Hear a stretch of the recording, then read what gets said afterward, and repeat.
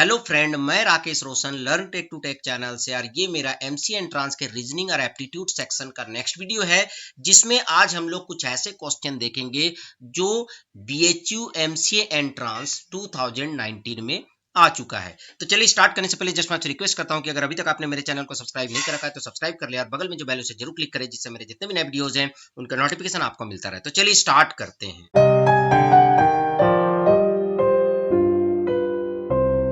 तो दोस्तों यहाँ पर पहला क्वेश्चन है, the average of 50 numbers is 28।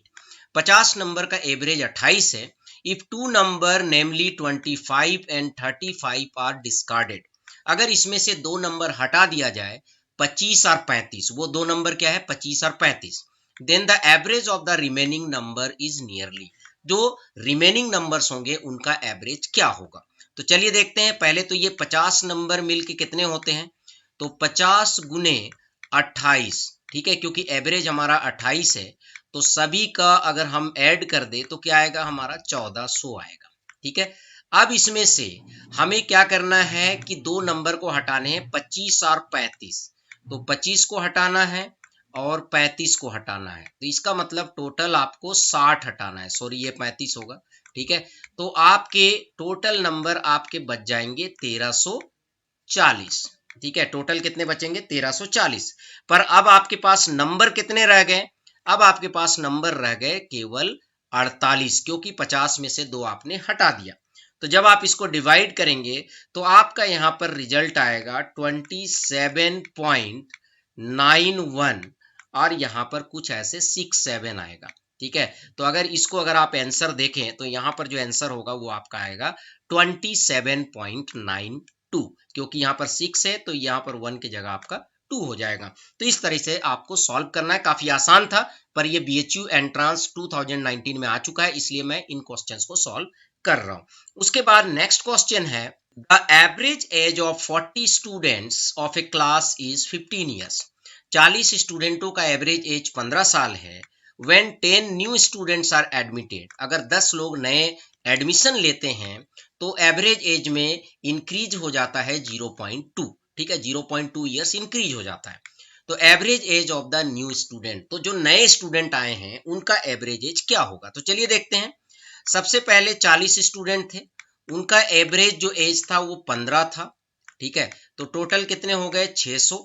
ठीक है, 15 चौके 60, तो ये 600 हो गए। उसके बाद अब 40 में से यहां पर 10 स्टूडेंट आपके बढ़ गए, तो टोटल स्टूडेंट कितने हो गए, अब 50 हो गए। पर अब जो एवरेज हो गया वो आपका 0.2 बढ़ गया, तो 15 पॉइंट कितना हो गया 2।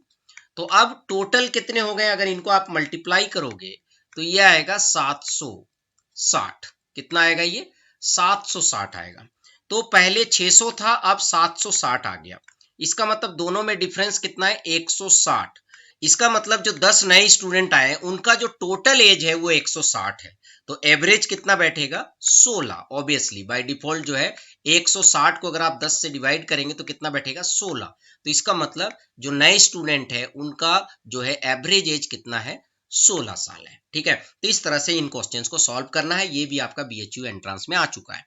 तो चलिए अब हम नेक्स्ट क्वेश्चन देखते हैं। तो उसमें क्या पूछा जा रहा है, if A has more money than B, तो यहां पर ए के पास बी से ज्यादा पैसे हैं। ठीक है, but it is less than C has, but C से कम है। ठीक है, तो इसका मतलब सी के पास ज्यादा पैसे हैं किससे, ए से। ठीक है, तो ये तो यहां पर क्लियर हो गया। D has lesser money than E, तो डी के पास कम पैसे हैं ई से। ठीक है, but more than A has, but A से ज्यादा है। तो ठीक है, डी के पास ई से कम पैसा है बट ए से ज्यादा पैसा है।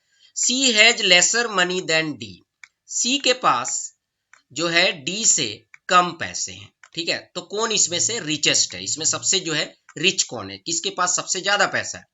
तो अगर इस लाइन में देखें तो अभी फिलहाल सबसे ज्यादा पैसा ई में नजर आ रहा है, पर फिर भी वेरीफाई करना जरूरी है। तो डी आर ए के पास तो ई से कम पैसा है, ये बिल्कुल क्लियर हो चुका है। सी के पास डी से कम पैसा है, इसका मतलब सी के पास ई से भी कम होगा। अब यहां पर रह जाता है बी, तो बी के पास ए से भी कम पैसा है, तो ऑब्वियसली डी से भी कम पैसा होगा। तो यहां पर जो सबसे रिचेस्ट है वो कौन होगा, ई होगा। तो इस तरीके से आपको क्वेश्चन को सॉल्व करना है। नेक्स्ट क्वेश्चन क्या है, नेक्स्ट क्वेश्चन बड़ा ही आसान है।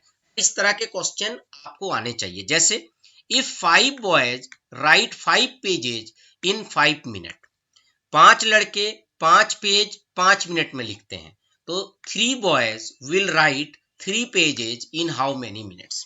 जब भी इस तरह के क्वेश्चन हो तो आपको ध्यान देना है कि ये जो रहेगा, ये जो पहला स्टेटमेंट में है उसमें जितना मिनट होगा वही आपका आंसर होगा। तो यहां पर भी जो आंसर होगा वो 5 मिनट होगा। यहां पर अगर आप देखें तो 5 बॉय 5 पेजेज और 5 मिनट का यहाँ पर जो रिलेशन है वो कोई ऐसा नहीं बैठ रहा है कि इतने बच्चे इतने पेज इतने दिन में लिख रहे हैं, ठीक है, तो अगर बच्चे बढ़ जाएंगे या घट जाएंगे तो आपका ये मिनट चेंज हो जाएगा, ऐसा यहाँ पर कुछ नहीं हो रहा है। यहां पर ये क्लियर दिख रहा है कि 5 बॉयज 5 पेजेज 5 मिनट, इसका मतलब एक लड़का एक पेज 5 मिनट में ही लिखता है। तो पांचों लड़का एक साथ बैठेगा तो 5 पेज वो 5 मिनट में ही लिखेगा। उसी तरह 3 लड़का एक साथ बैठेगा और 3 पेज लिखेगा तो भी उसे 5 मिनट ही लगेंगे, क्योंकि यहां पर एक लड़का एक पेज को 5 मिनट में लिख रहा है। तो ये जो आपका मिनट होगा पहला वाला सेंटेंस में, वही आपका आंसर होगा। अगर ये 3 बॉयज की जगह अगर 10 बॉयज भी होता तो भी आपका आंसर 5 मिनट ही होता। ये आपको ध्यान देना है। तो चलिए फ्रेंड, आई होप कि आपको वीडियो पसंद आया होगा। अच्छा लगा तो लाइक करें, शेयर करें, कमेंट करें, और अगर अभी तक आपने मेरे चैनल को सब्सक्राइब नहीं कर रखा तो सब्सक्राइब कर लिया और बगल में जो बेल है जरूर क्लिक करें, जिससे मेरे जितने भी नए वीडियोस हैं उनका नोटिफिकेशन आपको मिलता रहे। Thank you and good bye.